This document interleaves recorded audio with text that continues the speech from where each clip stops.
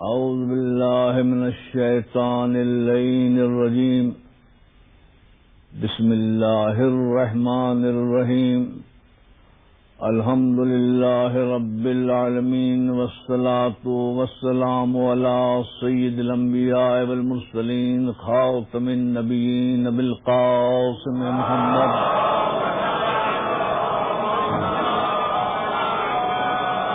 وأهل بيته الطيبين الطاهرين المعصومين وأصحابه المتقين. أما بعد فقد قال سبحانه وتعالى في كتابه المحكم وخطابه المتقن وقوله أحسن. بسم الله الرحمن الرحيم.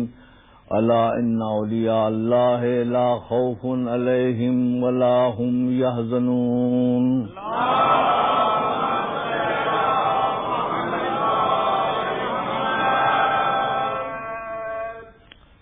عقیدے کے بغیر نہ دنیا میں صلاح و حیات ہے، نہ آخرت میں فلاح و نجات.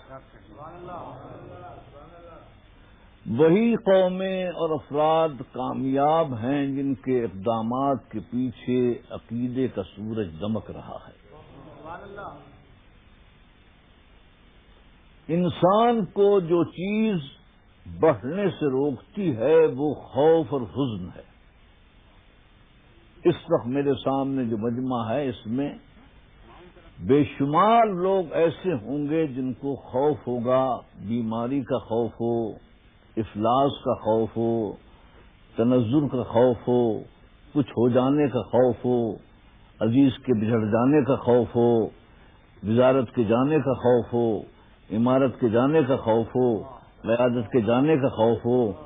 بہرحال بہت سے خوف ہیں جو انسان کو اپنے آہنی پنجوں میں جکڑے رہتے ہیں، اور اس کے بجائے کہ وہ دنیا تک و تاز میں قدم رکھے، خوف کی کوٹری میں سہما ہوا پڑا رہتا.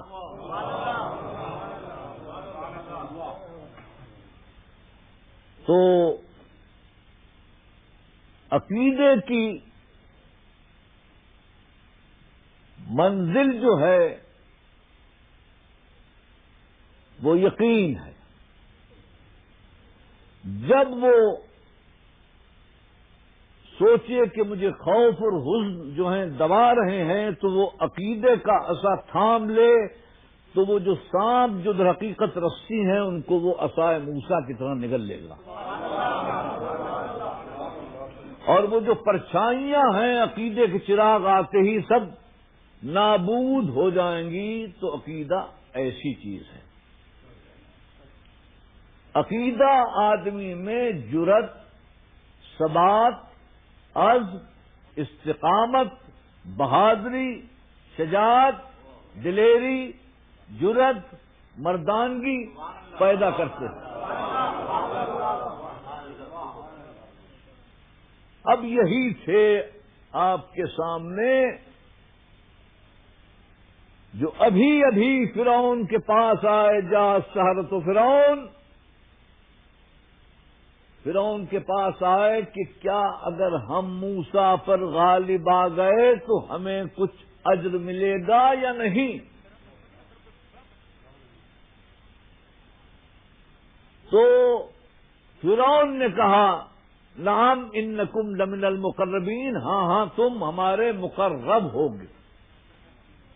تو تقرب شاہی کی تمنا اس لیے ہوتی ہے، حکومت سے قریب انسان اس لیے جاتا ہے کہ وہ اس کے ظلم و ستم سے محفوظ رہ سکے اور اس کے انعام و اکرام سے محظوظ ہو سکے. یہی وجہ ہے کہ وہ تقرب شاہی ڈھونڈتا ہے. چنانچہ سدئی کی روایت کے متعلق 15,000 اور سلام کی روایت کے متعلق 70,000 اور کلبی کی روایت کے متعلق 72 جادوگر ساز و سامان کے ساتھ آ گئے. چشم فلک نے ایسا منظر نہیں دیکھا ہوگا کہ ایک طرف فرعون اراکین سلطنت، آیان حکومت، زرین کمر غلاموں کے ساتھ تخت عظمت و اجلال پر جلوہ فرما ہیں، اور دوسری طرف جادوگر پرے جمائے ہوئے شاہی اشارے کے منتظر کھڑے ہیں اور پوری رعایا دم بخود ہو کر اس حق و باطل کے معرکے کے انجام کی طرف متوجہ ہے۔ ایک طرف فرعون جاہو جلال سلطانی کے ساتھ، ایک طرف موسیٰ جاہو جلال ایمانی کے ساتھ،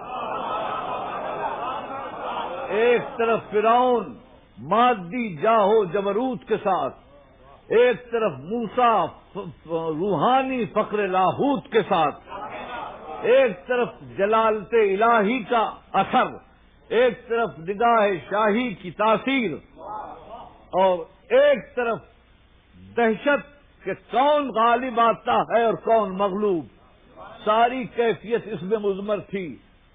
ادھر ساحروں نے بڑھ کر کہا موسیٰ سے کہ آپ پہل کریں گے یا ہم پہل کریں؟ کہا تم پہل کرو، کیونکہ پہل ہمیشہ کفر کرتا ہے کہ برباد رہے، پھر ایمان وار کرتا ہے کہ یاد رہے۔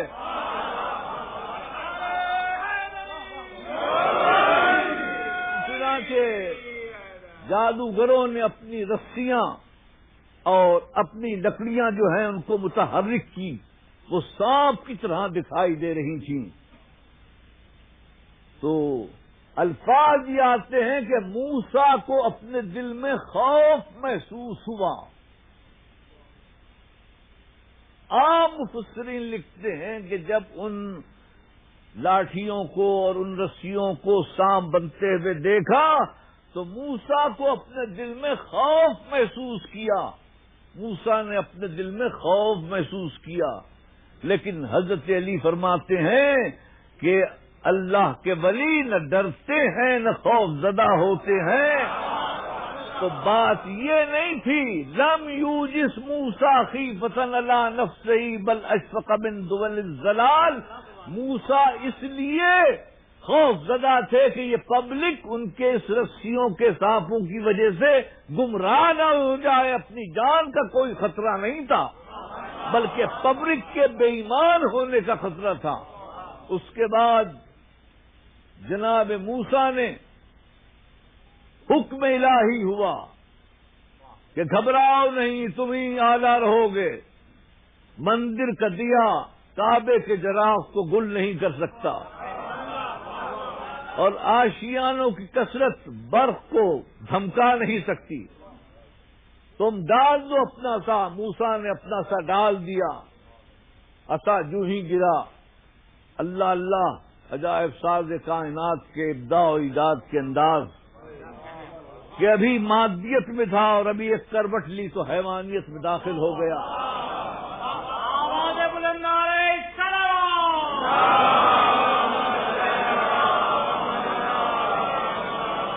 نیزوں کی طرح اس کے بال کھڑے ہو گئے اور وہ ساری رسیوں کو اور لاٹھیوں کو نگل گیا اور پھر مختصر سا وہ عصا بن گیا۔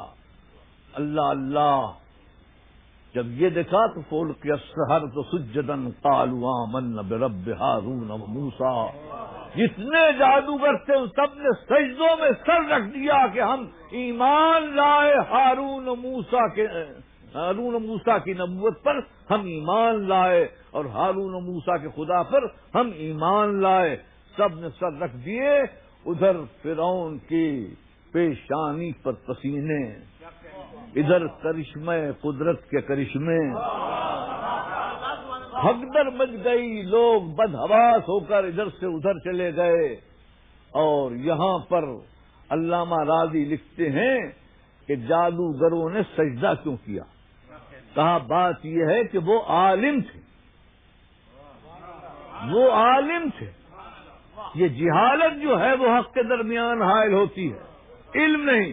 وہ عالم تھے کہ ہم ہزاروں بار جادوگری کا کام کرتے رہے، اس میں کبھی جیتے کبھی ہارے، لیکن ایسا کبھی نہیں ہوا کہ جادو کے ساز و سامان کو کوئی نگل لے اور عصا اژدہا بن جائے اور سب کو نکل کر پھر مختصر سا عصا بن جائے۔ تو فاستدلوا بتغیر احوال الجسم علی الصانع القادر، تو انہوں نے جسموں کے بدلنے کو استدلال میں لا کر یہ کہا کہ یہ کام صرف خدا کا ہو سکتا ہے اور کسی کا نہیں ہو سکتا.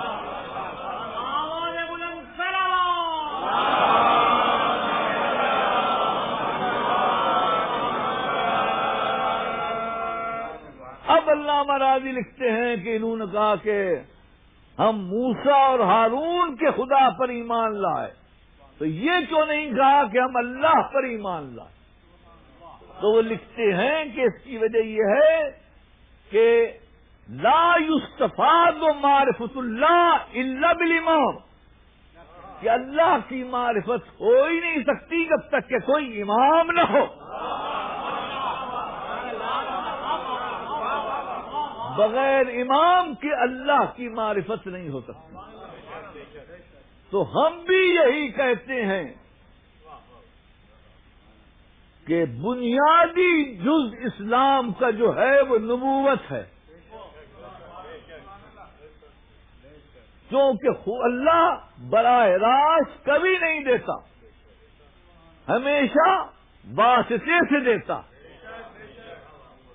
اس کا آفتاب فیض چمکتا تو کسی رابطے سے، اس کا ابر کرم برستا ہے تو کسی رابطے سے، عفو خطا کرتا ہے تو کسی ہیلے سے، جود و عطا کرتا ہے تو کسی وسیلے سے.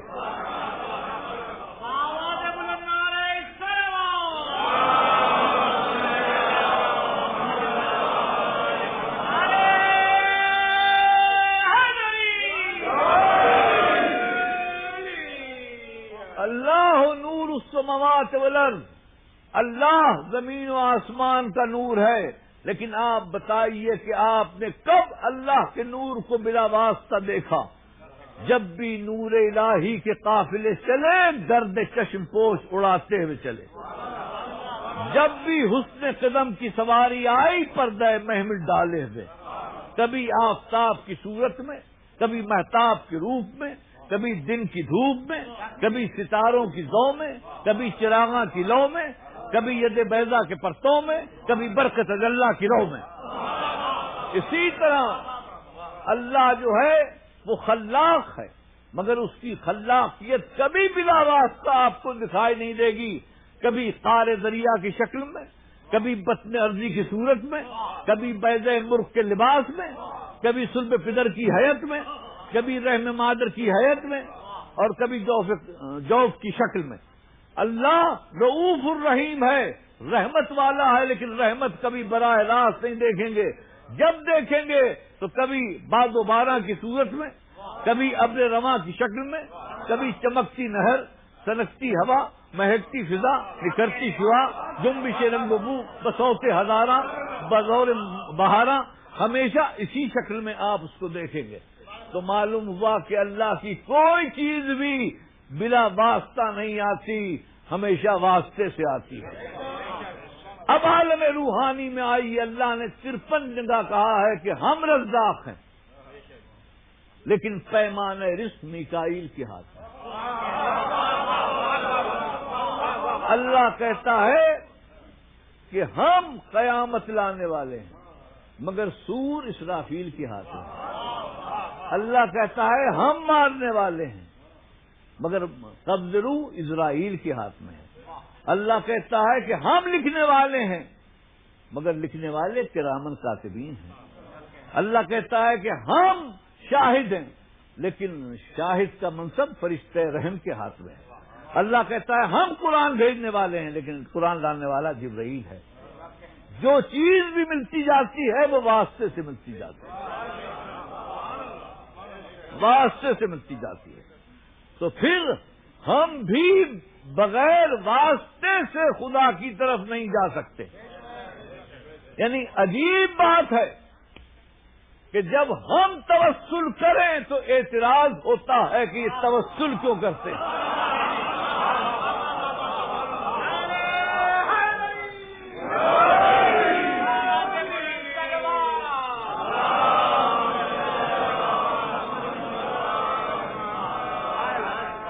ہم تو محتاج ہیں، ہم محتاج ہیں، اللہ تو غنی ہے.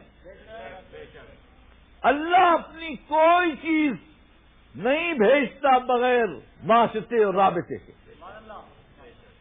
تو اسی طرح جس طرح آپ نے دیکھا کہ کائنات پر فیض کبھی ابر کی صورت میں، کبھی مہتاب کی صورت میں، کبھی آفتاب کی صورت میں، کبھی بہارا کی شکل میں ہوتا ہے، اسی طرح جب اللہ کی ہدایت آتی ہے تو کبھی نور بن کر، کبھی نذیر بن کر، کبھی بشیر بن کر، کبھی سراج منیر بن کر، اور یہی نور کبھی موسیٰ پر، کوہ طور پر موسیٰ ہو گیا، کوہ زیتون پر عیسیٰ ہو گیا، سفینہ نوح میں آیت ہو گیا، بساط سلیمانی میں قوت ہو گیا، غار ہرا میں حقیقت ہو گیا، عرش منیر پر اولا ہو گیا، اور فرش غدیر پر مولا ہو گیا.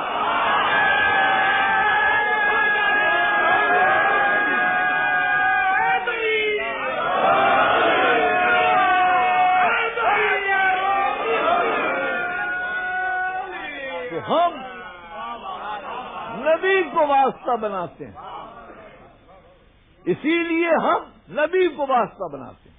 اور یہ ہم نہیں بلکہ ہم سے پہلے صحیح بخاری سے پڑھ رہا ہوں کہ حضرت عمر رضی اللہ تعالیٰ عنہ کا مسلک کیا تھا، کہ وہ کہتے ہیں، ابو ہریرہ سے روایت ہے کہ اذا قحطوا، جب قحط پڑتا تھا، استسقى عمر ابن ابی الخطاب، استسقى عمر ابن خطاب بالعباس ابن عبد المطلب.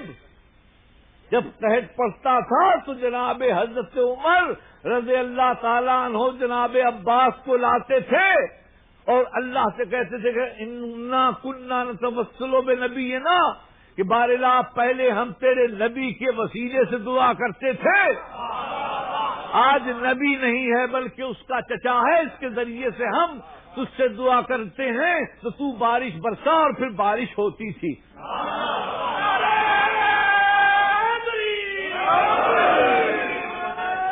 تو اگر عباس کا توسل جائز ہو سکتا ہے، عباس کا توسل جائز ہو سکتا ہے، تو حسنین کا توسل کیسے جائز نہیں ہو سکتا؟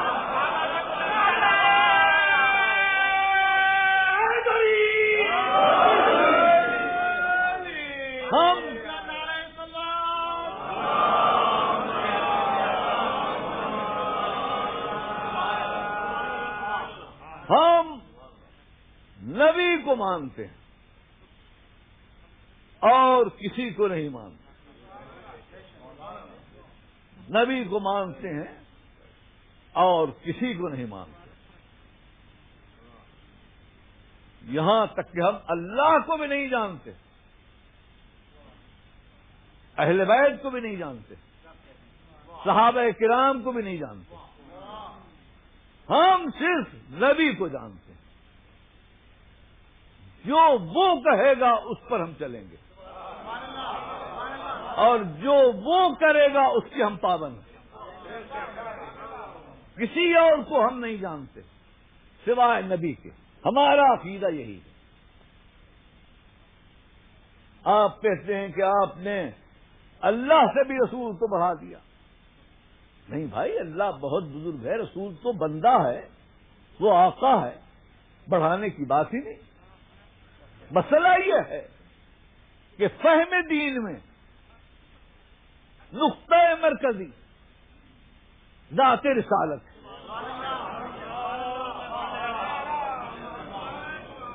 اس کے بغیر رسول آپ کی سمجھ میں نہیں آ سکتے، اور اس کے بغیر دین بھی سمجھ میں نہیں آ سکتا. اللہ کو آپ نے دیکھا ہے، آپ کے بزرگوں نے دیکھا ہے، صحابہ کرام نے دیکھا ہے، جناب آدم نے دیکھا ہے. جب نہیں دیکھا تو کیسے مان لیا؟ اس لیے کہ ہمارا رسول کہتا ہے. اب یہ قرآن ہے، کیا قرآن آپ نے یہ دیکھا اس میں کہ خواتم ہیں، فواصل ہیں، ایجاز ہے، اتناب ہے، وصل ہے، فصل ہے، تاکید ہے، تاخیر ہے، امر ہے، زجر ہے، ترغیب ہے، ترہیب ہے، جدل ہیں، مثل ہیں، رخص ہیں. یہ دیکھ کر آپ ایمان لائے یا اس لیے کہ رسول اللہ نے کہا؟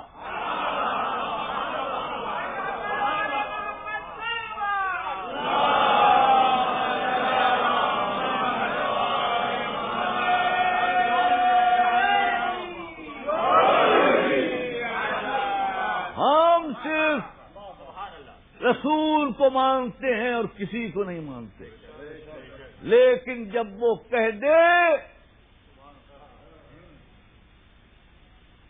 کہ ہؤلاء اصحابی، یہ میرے اصحاب ہیں، جب تک نہیں کہا ہم نے نہیں مانا، لیکن جب یہ کہا کہ یہ میرے اصحاب ہیں اور ان سے بغض رکھنا گویا مجھ سے بغض رکھنا ہے، اور ان سے محبت کرنا گویا مجھ سے محبت کرنا ہے، تو ہم نے کاشان دل میں ان کی محبت کے چراغ کو جلا لیا اور صاف صاف کہہ دیا کہ صحابہ وہ ہیں کہ جو عرش پر ہوں تو تاج زر نگار ہیں، اور زمین پر ہوں تو گلشن بے خار ہیں، مومنوں میں ہوں تو نسیم بہار ہیں، کافروں میں ہوں تو شمشیر آبدار ہیں۔ جو صحابہ سے محبت کرے وہ دیوانہ نہیں، اور جو ان سے نفرت کرے اس کا کہیں ٹھکانہ نہیں۔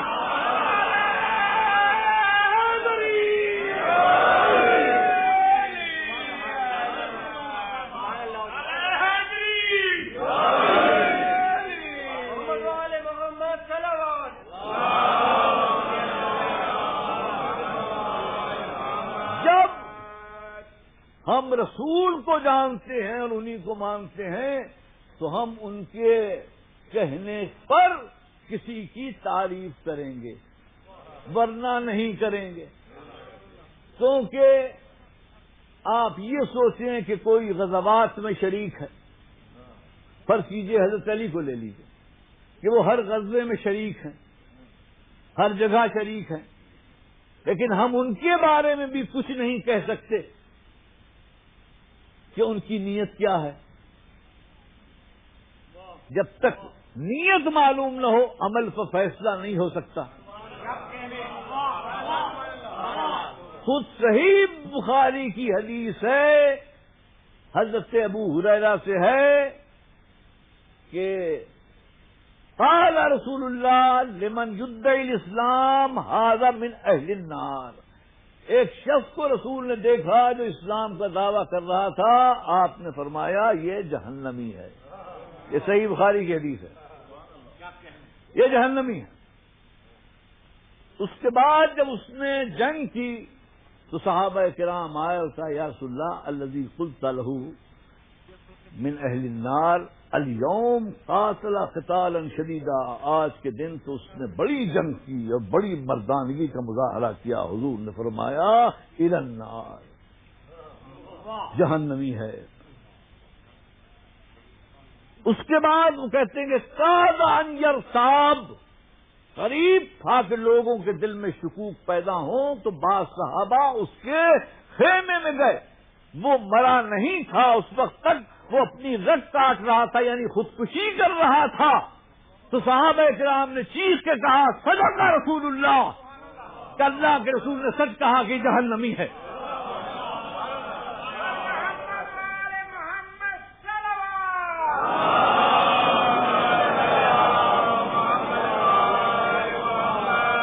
تو ایک شخص غزوے میں لڑتا بھی ہے، جان بھی دیتا ہے، شہید بھی ہو جاتا ہے، پھر بھی ہم نہیں کہہ سکتے کہ یہ جنتی ہے، یہ جہنمی ہے۔ عمل عقل کے ماتحت ہونا چاہیے۔ ہر چیز سوچنے اور سمجھنے کی چیز ہوتی ہے، اس کو سوچیے اور سمجھیے پھر آگے چلیے۔ ایمان میں نابینا چلنے کا کوئی فائدہ نہیں۔ عقل سے چلیے، ذہن سے چلیے، فکر سے چلیے۔ تو اب ہم علی کی تعریف نہیں کرتے۔ آپ پھر وہی پرانی بات کہیں گے کہ اتنے غزوات میں شریک ہوئے۔ مجھے بھی معلوم ہے کہ بڑے غزوات میں شریک ہوئے، لیکن اس سے کیا ہوتا ہے؟ لوگ جب شہید ہو گئے تب جہنمی ہیں، تو یہ تو بچ کے نکل آئے، ان کے بارے میں ہم کیا کہہ سکتے ہیں؟ لہذا ہم علی کی کبھی تعریف نہیں کریں گے، کیونکہ ان کی نیت کا حال ہمیں نہیں معلوم، وہ اللہ جانتا ہے یا اس کا رسول۔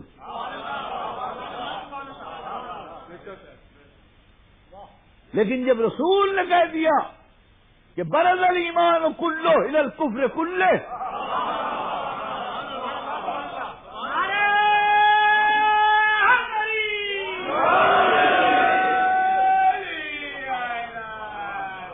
آج کل ایمان کل کفر کے مقابل پہ جا رہا ہے، تو اب ہماری نگاہیں نیچی ہو گئی، زبان بند ہو گئی کہ اب علی کے بارے میں کچھ نہیں کہہ سکتے، علی کے بارے میں کچھ نہیں کہہ سکتے کیونکہ وہ کل ایمان، اگر کہیں گے تو ایمان کو خطرہ ہے، لہذا کچھ نہیں کہیں گے۔ تو تعریف اس وقت کریں گے جب رسول کہہ دیں گے، اور پھر اس میں بھی ہماری اور شدت بڑھتی جاتی ہے کہ صرف رسول ہی پر اکتفا نہیں، اور بھی شہادت ملے۔ 1,20,000 کے مجمع سے رسول اللہ نے خطاب کیا کہ من کنت مولا فہذا علی المولا، آپ جانتے ہیں کیا 1,20,000 کے مجمع نے ہمیں نے تسلیم کیا کہ رسول اللہ نے کہا، لیکن سنا کس نے؟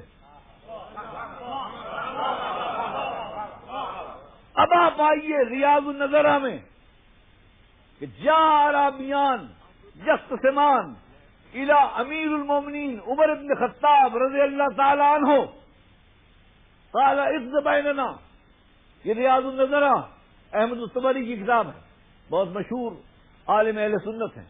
وہ فرماتے ہیں کہ 2 اعرابی جھگڑتے ہوئے حضرت عمر رضی اللہ تعالیٰ عنہ کے پاس آئے کہ اقض بیننا، ہمارے درمیان فیصلہ کیجئے۔ اس وقت اتفاق سے حضرت علی بیٹھے ہوئے تھے، تو حضرت عمر نے فرمایا اقض یا ابو الحسن، اے ابو الحسن آپ فیصلہ کیجئے۔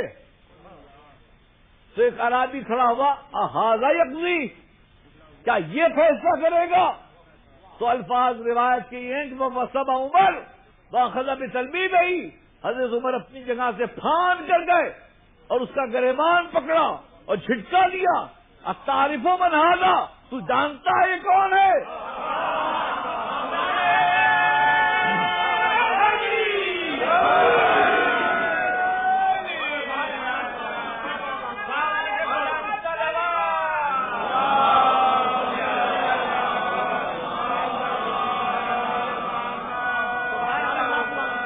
ان مولایا و مولا کل مومن و مومنہ، یہ میرا بھی مولا ہے اور مومن اور مومنہ کا بھی مولا ہے۔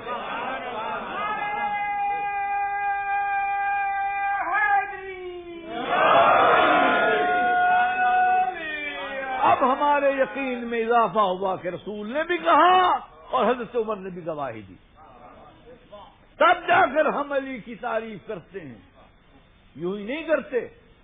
حضور نے فرمایا انا مدینۃ العلم والی بابھا، میں شہر علم ہوں، علی دروازہ۔ بھئی احادیث تو لا تعداد ہیں، پتہ نہیں صحیح ہے یا غلط، تو ہم تو محتاط ہیں، ہر چیز میں جستجو، تفتیش، تحقیق، اس کے بغیر آگے نہیں بڑھیں گے۔ یہ حدیث تو ہے کہنا مدینۃ العلم والی بابھا، مگر کہاں لکھی ہے کہاں نہیں لکھی ہے؟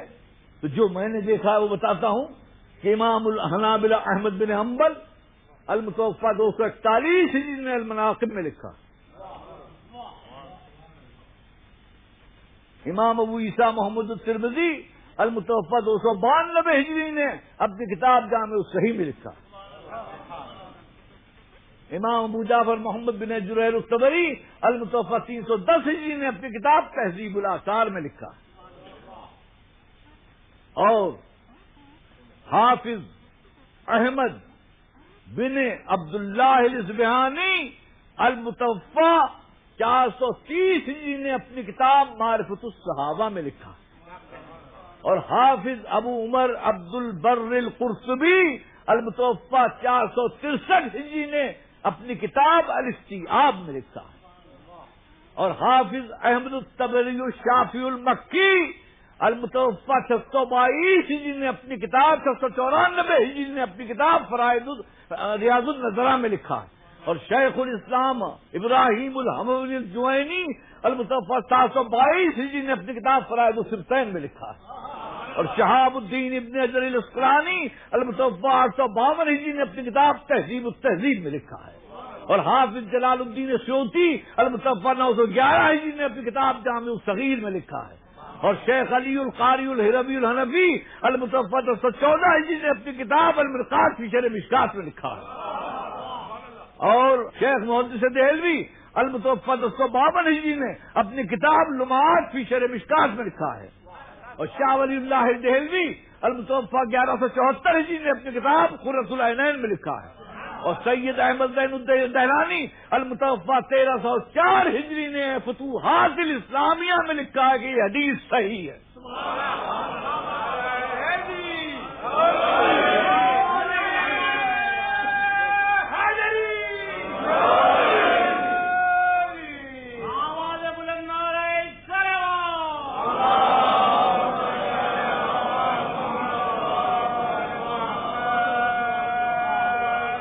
تو ہم تو بغیر سند کے آگے چلتے ہی حضور کے کارناموں کو دیکھتے ہیں، ہماری نظر ہر آن حضور پر ہے کہ حضور کس کے قریب ہیں، کس سے دور ہیں، تو پھر ہمارا فرض ہے بحیثیت مسلمان کے کہ جو رسول کا انداز ہے وہی ہم بھی اختیار کریں۔ رسول نے مدینے آ کر سب سے پہلا کام یہ کیا کہ اخوت قائم کی، بھائی چارہ، ایک کو دوسرے کا بھائی بنایا۔ ایک تو ہے کہ انما المؤمنون اخوہ، بھائی بنائیں چاہے نہ بنائیں۔ مسلمان اور اسلام جب آ گیا تو ہم بھائی بھائی ہیں، ہم بھائی بھائی ہیں، اور ہمارا یہ ہمیشہ سے کہنا ہے کہ چاہے دیوبندی ہو، چاہے بریلوی ہو، چاہے اہل حدیث ہو، وہ سب ہمارے بھائی ہیں، کیونکہ کلمہ گو ہیں۔ کلمہ گو ایسا شیرازہ ہے جو سب کو پرو لیتا ہے۔ لیکن حضور نے خصوصی برادری بھی قائم کی، یعنی ایک تو وہ ایمانی برادری میں تو سب آ جاتے ہیں، خصوصی برادری قائم کی مہاجرین اور انصار کے درمیان۔ مہاجرین اور انصار کے درمیان خصوصی مواخات قائم کی۔ حضرت حمزہ بن عبد المطلب کو بھائی بنایا زید بن حارثہ کا، اور حضرت جعفر طیار کو بھائی بنایا معاذ بن جبل کا، اور حضرت ابو بکر بن ابی قحافہ کو بھائی بنایا خارجہ بن زید کا، اور حضرت عمر بن خطاب کو بھائی بنایا اتبان بن مالک کا، اور حضرت عثمان بن عفان کو بھائی بنایا ثابت بن منذر کا، اور حضرت عبد الرحمن بن عوف کو بھائی بنایا سعد بن ربیع کا، اور حضرت ابو عبیدہ جراح کا بھائی بنایا سعد بن معاذ کا، اور حضرت طلحہ بن عبید اللہ کو بھائی بنایا کعب بن مالک کا، اور حضرت زبیر بن عوام کو بھائی بنایا سلمہ بن سلامہ کا، اور حضرت عمار یاسر کا بھائی بنایا حذیفہ یمانی کو، اور حضرت مقداد کا بھائی بنایا عبداللہ بن رواحہ کو، اور حضرت ابو ذر کا بھائی بنایا منذر بن عمر کو، اور حضرت سلمان فارسی کا بنایا بھائی ابو الدرداء کو، اور حاتب بن ابی بلتع کا بھائی ابراہیم بن ساعدہ کو، اور سعد بن ابی وقاص کا بھائی محمد بن مسلمہ کو، اور عمر بن ابی وقاص کا بھائی حبیب بن عدی کو، اور عثمان بن مظعون کا بھائی عباس بن عبادہ کو، اور بلال کا بھائی ابو روایہ کو، اور مصطح بن اساسہ کا بھائی زید بن مزید الحراری کو، اور اپنا بھائی اسد اللہ الغالب علی ابن ابی طالب کو بنایا۔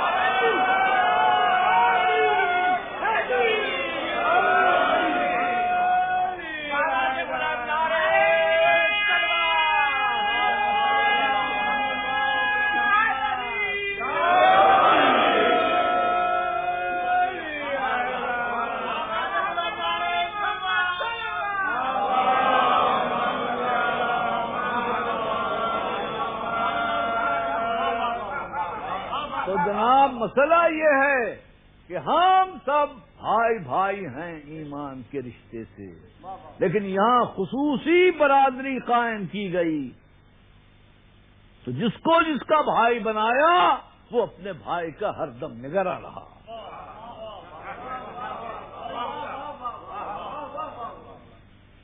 تو حضرت علی کو جب رسول اللہ نے اپنا بھائی بنایا تو ہر حال میں خلوت و جلوت، جس وقت بھی حضور نے کوئی بات کہی علی نے فوراً تعمیل کی۔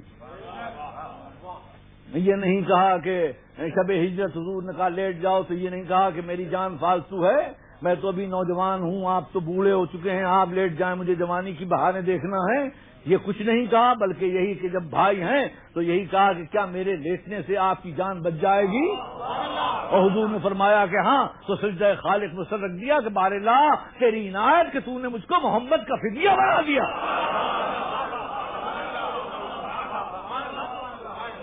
بھائی بھائی کا خیال کر رہا، بھائی بھائی کا خیال کر رہا۔ تو اب جب مہاجرین اور انصار میں برادری قائم ہو گئی، اگر تاریخ اسلام آپ دیکھیں تو آپ کو ہر موڑ پر، ہر کوچے پر، ہر گلی پر رسول اکرم کا اسوہ حسنہ نظر آتا ہے۔ وہ چاہے پاکستان کی سیاست ہو یا ہندوستان کی سیاست، آپ جو مسئلہ حل کرنا چاہیں وہ رسول اکرم کے اندر نظر آئے گا، کوئی مسئلہ۔ اب آپ دیکھیے کہ برادریاں قائم ہو گئی اور عام طور پر کہہ دیا کہ ہر مومن ایک دوسرے کا بھائی۔ غزوہ مریسی میں ایک کنواں تھا، جہاں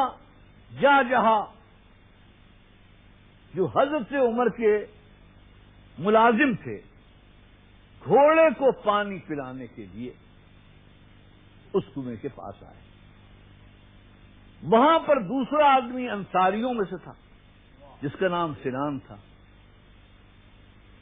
آپس میں تو بہمیں ہوئی اور بعد میں جہاں نے ایک لات ان کے لگائی۔ مدینے والے لات کو مارنے کو بہت برا سمجھتے تھے، تو سنان نے آواز دی یا للانصار، اور جہاں نے آواز دی یا للمہاجرین۔ ادھر سے مہاجرین تلوار لے کر نکلے، ادھر سے انصار تلوار لے کر نکلے، حضور خیمے سے نکلے۔ ما بالکم لے دعوت ہذہ الجاہلیہ، تمہیں کیا حق ہے کہ جاہلیت کا نعرہ لگا رہے ہو؟ یہ کس نے کہا تم سے کہ تم انصار کا نعرہ لگاؤ، تم مہاجر کا نعرہ لگاؤ؟ مہاجر انصار تعارف کے لیے ہیں، تعریف کے لیے نہیں ہیں۔ تعارف کرا سکتے ہو مگر اس کو بنیاد نہیں بنا سکتے، بنیاد تمہاری اسلام ہے۔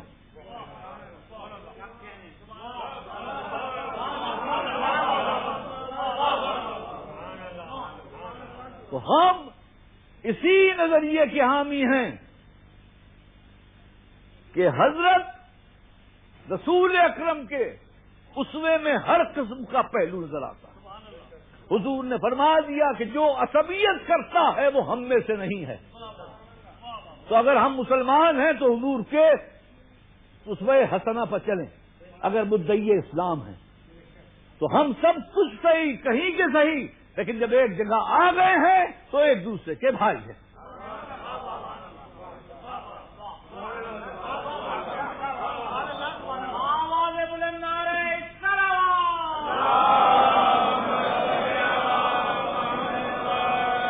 اور مجھے کہنے دیجئے تھوڑا سا، اور مجھے اجازت دیجئے کہ کھل کر کہوں کہ پنجابی میری جان ہے، پٹھان میری اٹھان ہے، بلوچ میری سوچ ہے، سندھی میرا ایمان ہے۔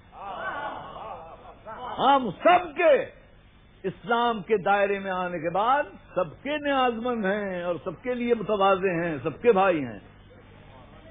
اور ہمارے یہاں تو جو کربلا ہے اس میں تو آپ کو وہ چیز نظر آئے گی جو کہیں نظر نہیں آئے گی۔ امام حسین نے اس شخص سے جو غلام تھا اور کالا تھا اس کے ساتھ وہ سلوک کیا جو عباس کے ساتھ نہیں کیا، علی اکبر کے ساتھ نہیں کیا۔ وہ کوئی مدنی نہیں تھا، وہ کوئی مکی نہیں تھا، قریشی نہیں تھا، ایک غلام تھا جس کا نام جون تھا۔ اور جب آیا ہے امام سے رضا لینے کے لیے کہ مولا اجازت دیجیے جنگ کی، تو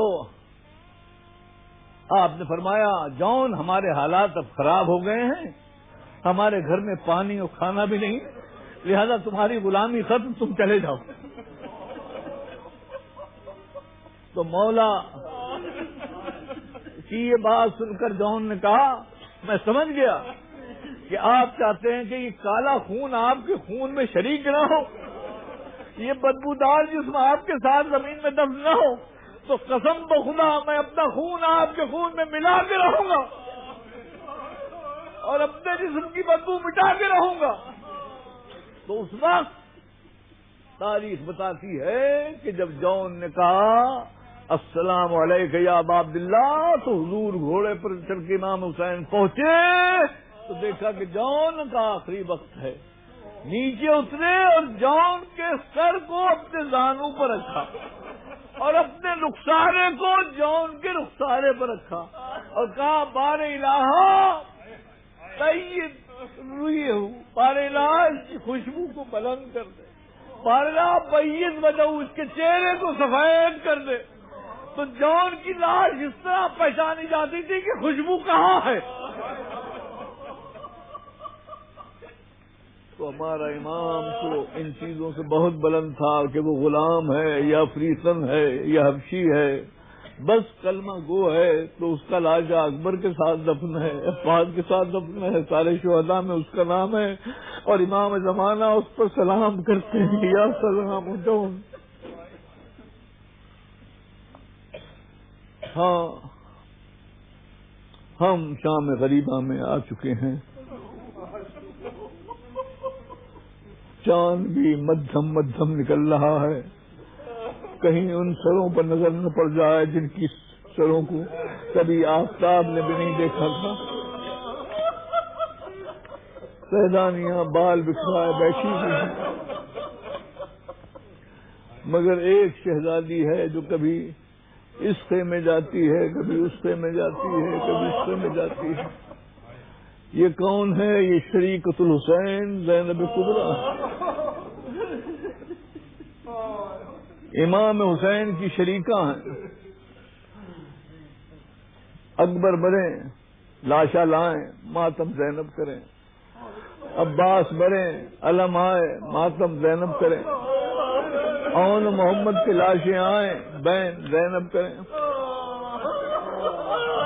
بھائی بھوکا ہے تو حسین بھی بھوکی ہے، بھائی پانی نہیں پی رہا ہے تو زینب بھی پانی نہیں پی رہی ہے، ہر چیز میں حسین کی شریک ہے، لیکن حسین زینب کے حال میں شریک نہیں۔ وہ اکیلی تنہا کہاں کہاں جا رہی ہے میں کیا بتاؤں۔ ایک خیمے میں پہنچی جس میں امام سجاد لیٹے ہوئے تھے، اور حمید بن مسلم لکھتا ہے کہ میں نے دیکھا کہ ایک عورت بار بار خیمے میں گھستی ہے اور باہر نکل آتی ہے، گھستی ہے اور باہر نکل آتی ہے۔ میں نے پوچھا اے خاتون آپ کا اس میں کیا ہے؟ کہا میرے بھیا کی امانت اس میں اس کو لینا آتی ہوں۔ اس نے کہا کہ میں نے دیکھا کہ دونوں ہاتھوں پر جوان کو لیے ہوئے چلی آ رہے، اے حسین تھوڑی دیر کے لیے آ جاؤ، اکبر کا لاشا تم سے نہ اٹھ سکا، اور زینب 24 سال کے جوان کو اپنی باہوں میں لا رہی۔ اس کے بعد دوستوں زینب کی التفات جناب زین العابدین پر تھی، اس لیے جناب سکینہ کی خبر گیری کا وقت نہیں رہا کہ خیموں میں آگ کب لگی اور سکینہ کب نکل گئی۔ حمید بن مسلم راوی ہے کہ میں نے دیکھا کہ ایک خیمے سے ایک 5 سال کی لڑکی جس کے دامن میں آگ لگی ہوئی تھی اور کانوں سے تازہ خون بہ رہا تھا، دوڑتی بھی آئی اور کہتی جاتی تھی یا چچا پاس مدد کیجیے، چچا پاس مدد کیجیے، چچا پاس مدد کیجیے۔ حمید کہتا میں نے یہ حال دیکھا تو میں پیچھے دوڑا کہ لڑکی چل نہ جائے۔ جب قریب پہنچا تو میں نے دیکھا کہ اس کی آگ بہت بڑھ رہی ہے، تو میں نے چاہا کہ آگ بجھاؤں، تو اس نے ننھے ننھے ہاتھ جوڑے، اے شیخ میرے ہاتھ نہ لگانا، میں سیدہ زہرا کی پوتی ہوں، میں سید زہرا کی پوتی ہوں، میں سیدہ زہرا کی پوتی ہوں۔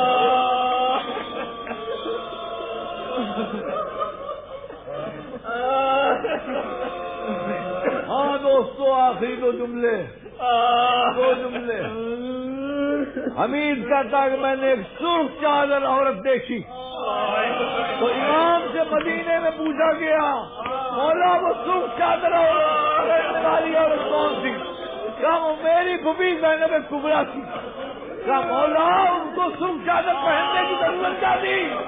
کہا عائشہ تو نے میرا کلیجہ کاٹ دیا، چادر تو سفید تھی، جب بھیا علی اکبر کے لاشے کو گری تو جوان خون کی دھاروں سے ساری چادر نشین ہو گئی۔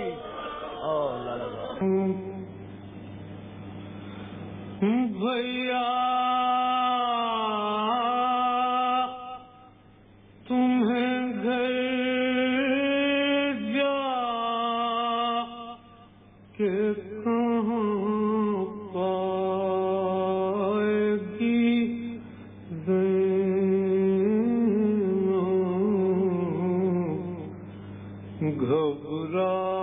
گھبرائے گی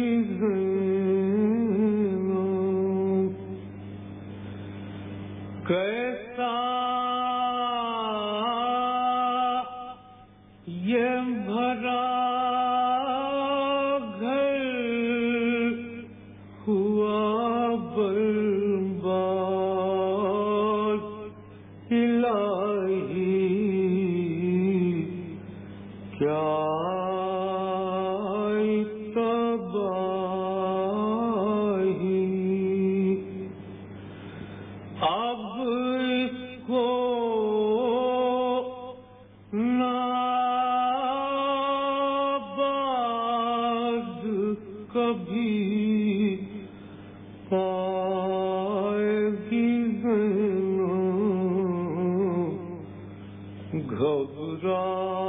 گھبرائے گی زینب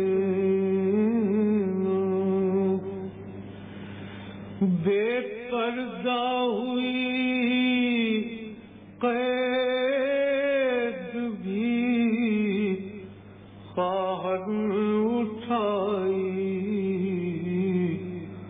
اور موت نہ آئی، کیا جانیے کیا کیا ابھی دکھ پائے کی زینب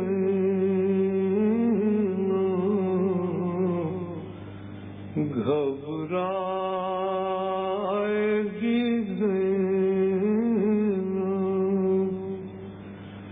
پوچھیں گے جو سب لوگ کے بازو پہ ہوا کیا،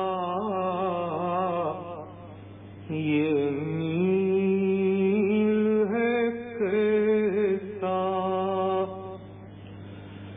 کس کس کو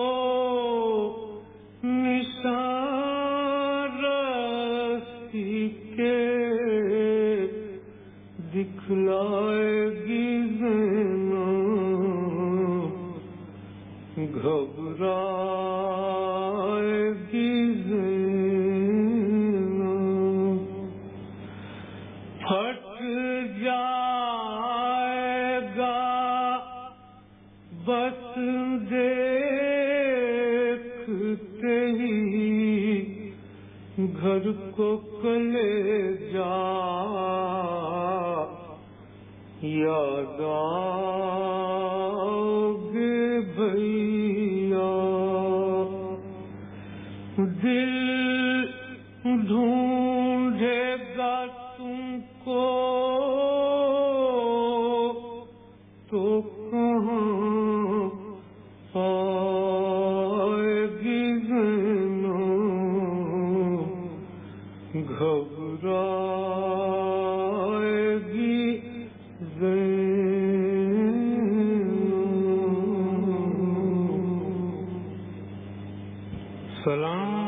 سلام خاک نشینوں پہ سوگواروں کا غریب دیتے ہیں پرسا تمہارے پیاروں کا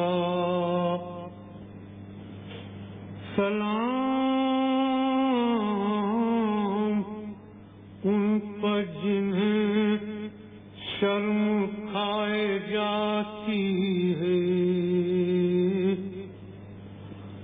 کھلے سروں پہ اسیری کی خاک آتی ہے سلام اس پر جو زحمت کشے سلاسل ہے مصیبتوں میں امامت کی پہلی منزل ہے سلام بھیجتے ہیں اپنی شہزادی پر کہ جس کو سونپ گئے مرتے وقت گھر سرور مسافرت میں جسے بے بسی دکھلائی نثار کر دیے بچے نہ بچ سکا بھائی اسیر ہو کے جسے شامیوں کے نرغے میں حسینیت ہے سکھانا علی کے لہجے میں سکینہ بی بی تمہارے غلام حاضر ہیں بجھے جو پیاس تو آنکھوں کے جام حاضر ہیں یہ سن یہ حشر یہ صدمے نئے نئے بی بی کہاں پہ بیٹھی ہو خیمے تو جل گئے بی بی طویل رات بڑی دیر ہے سویرے میں کہاں ہو شام غریباں کے گھپ اندھیرے میں زمین گرم یتیمی کی سختیاں بھی وہ سینہ جس پر کے سوتی تھی اب کہاں بھی جناب مادر بے شیر کو بھی سب کا سلام عجیب وقت ہے کیا دے تسلیوں کا پیام ابھی کلیجے میں آگ سی لگی ہوگی، ابھی تو گود کی گرمی نہ کم ہوئی ہوگی، نہیں اندھیرے میں کچھ سوجھتا کہاں ڈھونڈے، تمہارا چاند کہاں چھپ گیا کہاں ڈھونڈے، نہ اس طرح کوئی کھیتی ہری بھری اجڑی، تمہاری ماں بھی اجڑی ہے کوپ بھی اجڑی، نہیں لائنوں میں انسان کوئی خدا حافظ، درندے اور یہ بے وارثی خدا حافظ، سلام تم پر رسولوں بطول کے پیارو، سلام مہر شہادت کے گرد سیارو، سلام محسن اسلام خستن لاشو، سلام تم پر شہیدوں کے بے کفن لاشو، بچے تو اگلے برس ہم ہیں اور یہ غم پھر ہے، جو چل بسے تو یہ اپنا سلام